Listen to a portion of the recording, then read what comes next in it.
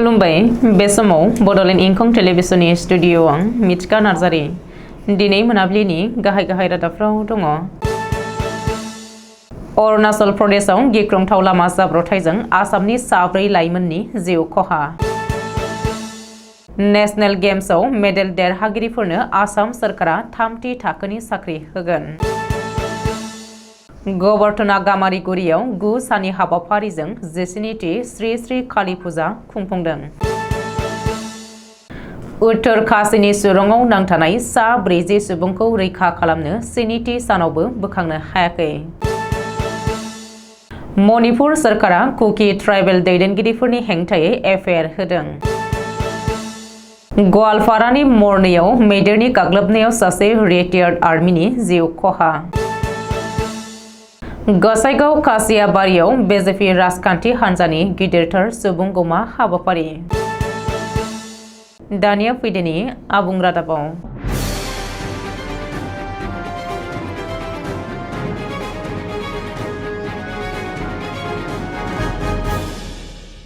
नसुं रायजो अरुणाचल प्रदेशआव गिख्रंथाव लामा जाब्रबथाय। बे गिख्रंथाव लामा जाब्रबथायाव आसामनि 4 लाइमोना जिउ गोमादों। मिथिनो हानाय बायदिब्ला हाजोनिफ्राय गेदेर अन्थाइया गारि सायाव गोग्लैसोनायाव आसामनि 4 लाइमोना जाथायसालियावनो जिउ गोमादों। अरुणाचल प्रदेशआव बानजायनाय मोनसे धोरोमारि हाबाफारियाव बाहागो लानानै फैफिननाय समावनो 13 नं हादरारि राजा लामायाव बे गिख्रंथाव लामा जाब्रबथाया जादों। AS16J0871 नम्बरनि गारिजों फैफिनगासिनो दङमोन आसामनि लाइमोनफोरा। रिपर्ट बायदिब्ला हा गिसिखानायनि जुनै जादों बे गिख्रंथाव लामा जाब्रबथाया। बबेखानि बे गिख्रंथाव लामा जाब्रबथायाव जिउ गोमानाय 4 लाइमोना क'क्राझार जिल्लानि होननानै मिथिनो हादों आरो बिसोरखौ फारियै गारि ड्राइभार हाब्रुबिल नेपालपारानि निर्मल हेम्ब्रम, श्रीरामपुरनि क्रिस्टफार हेम्ब्रम आरो अभिजित हेम्ब्रम होननानै सिनायथिनो हादों। नाथाय गुबुन सासे सुबुंखौ बे खौरांखौ सुजुनाय समहालागै सिनायथिनो हानाय जायाखै। 37थि नेशनेल गेम्सआव मेडेल देरहानो हानाय गेलेगिरिफोरनि थाखाय मोजां खौरां। 37थि नेशनेल गेम्सआव मेडेल देरहानो हानाय गेलेगिरिफोरनो आसाम सोरखारा 3थि थाखोनि साख्रि होगोन। बेनि अनगायैबो सोरखारि साख्रियाव थिसनथाइ मोनखानाय 40 मेडेलिस्टफोरनो राङारि बान्था होगोन। शुक्रबारखालि बे बाथ्राखौ फोसावदों गिबि मन्थ्रिनि मावख'निफ्राय।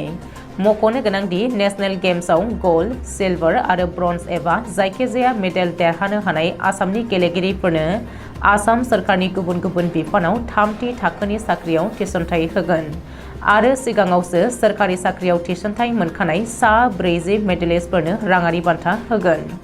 रिपर्ट बायदिब्ला गल्ड मेडेलिस्टनो 50,000 रां, सिलभार मेडेलिस्टफोरनो 40,000 रां आरो ब्रन्ज मेडेलिस्टनो 30,000 रां सेंसन खालामनाय जादों।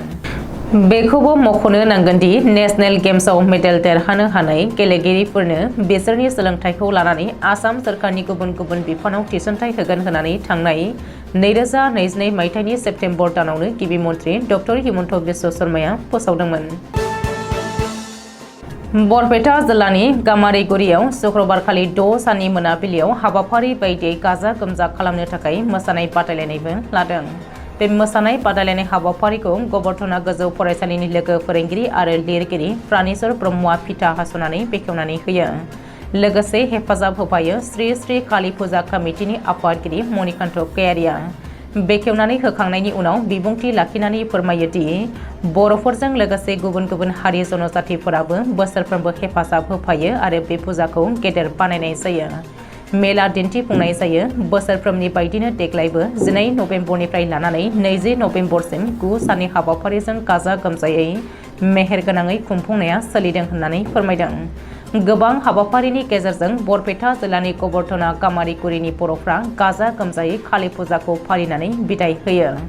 गबर्धना गोजौ फरायसालिनि लोगो फोरोंगिरि प्राणेश्वर ब्रह्मआ फोरमायथिनाय बायदिब्ला बर'नि गुबुन गुबुन धोरोम हारिनि गेजेराव थायो।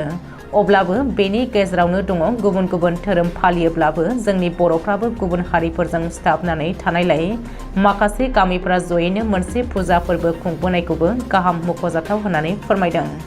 गावनि हारिखौ गावनि धोरोमखौ बे मुगैनाय नङा, बिसोरबो बर'नि धोरोमखौ हेफाजाब होबोदों। बेनिखायनो बे हिसाबै खाथि खालानि गुबुन हारिनि गुबुन गुबुन धोरोमनि मानसिफोरजों कमिटि दालायनानै बे फुजाखौ खुंफुंदों। गोरोबलायनायनि नेरसोन महरै बेयो मोनसे मोजां हाबाफारि सानजाथाव होनजायो होननानै फोरमायदों प्रानेश्वर ब्रह्मआ। मोसानाय बादायलायनायाव बर'ल' नङा गुबुन गुबुन हारि माहारिफोरनिबो दङ। बोसोरफ्रोमबो गाजा गोमजायै बेबायदिनो खुंबोबाय थायो। 20 नभेम्बराव जेसेनिथि श्री श्री काली फुजा खुंफुंनो आखायाव लानाया थुंगेगोन। बै सानखालि हाबाफारियाव माखासे मोनाबिलिनि समखौ गाजा गोमजा समायना रमायना खालामहोनो थाखाय बर'नि मुंदांखा देंखो रोजाबगिरिफोरखौ हांख्रायनाय जादों होननानै फोरमायदों खुंफुं आफादा। उत्तराखंडनि उत्तर काशीयाव थांनाय रबिबारखालि सुरं सिङाव नांथानानै थानाय गासै 40 सुबुङा बयबो गोथाङैनो दङ। नाथाय सुरंनिफ्राय दिनै 7थि सानावबो सनिबारखालि 150 घन्टा बाबेनलांनायनि उनावबो दिहुननो हायाखै।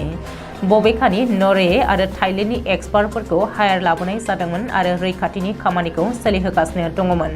नाथाय ड्रिलिं मेसिननि गाज्रि जानायलाय गोदानै बायजोनिफ्राय बिरखंनि जोहै लाबोफिनबावनो गोनां जादों होननानै शिलंआव फोरमायदों।